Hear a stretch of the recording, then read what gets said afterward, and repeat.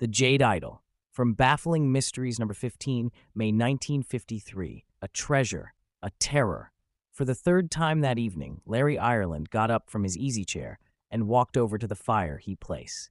He took the small carved jade idol off of the mantel and looked at it carefully. Carefully.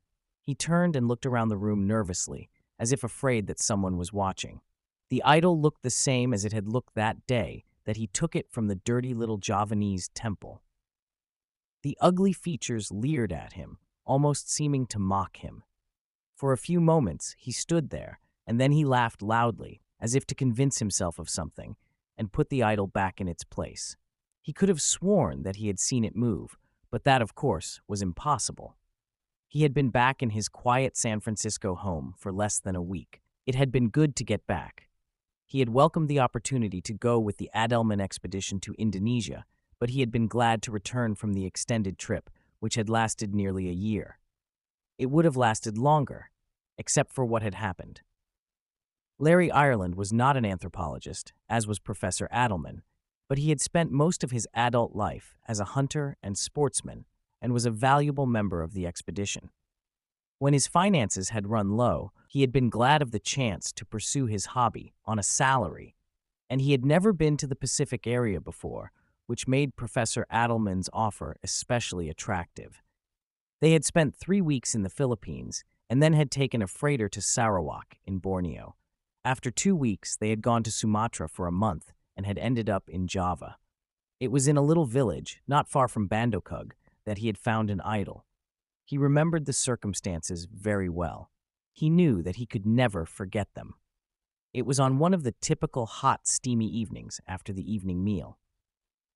Professor Adelman was, as usual, sitting in his tent, making his personal notes on the day's activity. It was a time that drove Larry almost crazy. It was all right during the day, when he had his hands full keeping the professor from walking off the edge of cliffs, getting lost in the jungle, or blundering into the dens of wild animals, but the nights were overwhelmingly dull and uncomfortable. He had been lying on his bunk, trying to read some old magazines, but it had proved impossible. He had gotten up and walked over to the professor's tent. Adelman looked up as he entered. "Hello, Professor," Larry had said. "I think I'll walk over to the native village and take a look around." The professor had looked grave. "Be careful, Larry," he had said. Larry remembered well his stupid, boastful answer. "They'd better be careful of me. I'm hanging on to this gun, and if any of those gooks try with me, I'll let him have it. And mess. Don't do anything silly, Larry, and don't try and steal anything. These people are Sholto's religious fanatics. If an outsider even touches one of their jade idols, he's practically signed his death warrant." Larry had laughed at the old man's warning, but after leaving him, he had checked his gun carefully to make sure that there would be no slip-up if it was needed in a hurry. The Sholto village was small and dirty, hardly even deserving to be called a village. He flashed his light on the mud huts and the crude wooden structures. The people looked at him resentfully, but no move was made in his direction. He flashed the light on his gun several times so that they could see that he meant business. As he turned, disappointed with his visit and starting to return to the camp, he saw a small, low-roofed building, set apart from the ticed others. In addition to its physical separation, it was distinguished for its strange beauty, a striking contrast with the other dwellings. He walked closer to it and saw that a light was burning in the far end. The fire lit up the interior, illuminating the most beautiful and fantastic sight he had ever witnessed. Jade. Everywhere there was jade. Jade lions, tigers, dogs, snakes, and idols. A huge idol grinned at him from the far end of the little temple. 2 small idols flanked the door, and others leered from the floor and walls. Jade. Hundreds of thousands of dollars worth of it. Larry Ireland stood there for several minutes, awestruck by the richness before him, not noticing the small, close-set eyes staring at him from the entrance. He knew that the small room contained a fortune in jade, if it could be taken. Back to the United States, several plans raced through his head. They had no facilities to carry it out of the jungle, and besides, he knew that the professor would never allow it. He could only take what few pieces he could smuggle out in his luggage, but he would mark the spot on a map, and someday he would come back. He laughed harshly and muttered half aloud and half to himself, "I'll never have to work again. Never. I'll be able to live anywhere I want. Do anything." His words were cut short by a fierce pain in his right shoulder, and he wheeled around to see the squat man with the beady eyes, holding a blowgun to his thick lips. Before the little man could fire another dart, Larry had spun around and blasted him with his gun. He could hear an excited babble and the patter of many feet racing across the hard-packed mud toward the little temple. He dashed quickly to the door, but saw immediately that it would be impossible to escape the way he had come. Looking quickly about him, Larry had grabbed up the only piece jade that he could fit in his pocket, the small jade idol, and had kicked a hole in the flimsy wall and escaped into the jungle. When he got back to camp and told the professor what had happened, Adelman's eyes had turned wide from fear and anger. "You crazy fool," he had cried, and had immediately started packing up their few belongings. They roused their guides and moved rapidly out of the jungle before the natives had discovered where they were. A few hours later, they had arrived in Bandoing and safety. Realizing the danger of going back into the domain of the aroused natives, Professor Adelman had cut the trip short, and they had taken the next available boat to San Francisco, a deft operation by the professor, plus the shots Larry had taken before leaving the States, prevented the dart wound from becoming serious. Larry had never told him about the small jade idol. As their expedition had already provided the professor with the information he needed, he soon forgave Larry for his foolish act. After they had gotten on the boat, he told Larry something more about the followers of the Sholto cult. "As I told you, Larry, they're fanatics. They hate anyone that is not of their tribe, even other natives. Their gods are all-powerful and vengeful, and they believe they must kill to appease them.